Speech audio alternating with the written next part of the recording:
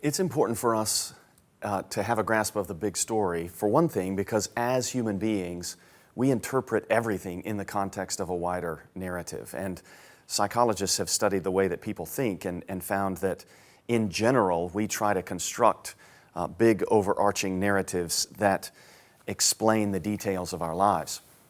And we can see this in the way that even adherents to something like Darwinian evolution, they have an origin story, and then they have a story of how the world has developed, and in a way, they have a story of where the world is going. I mean, it might be some kind of climate catastrophe that they're expecting, but they do have a kind of protology or beginning and an eschatology, and then out of that story, they draw certain conclusions, like the idea that there is no absolute truth or no absolute morality, because there is no authority that has originated the story and is governing and guiding the story and so forth.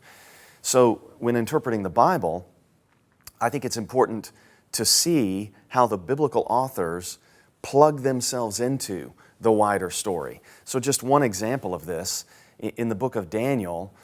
in the opening verses, Daniel mentions Shinar. And by mentioning Shinar as the place where Babylon is, Daniel ties himself into the narrative that began in Genesis, and he instructs his readers on how they are to interpret the location of Babylon by connecting it to this place where the Tower of Babel was built back in Genesis 11. And the biblical authors do this in various ways, and it's our job to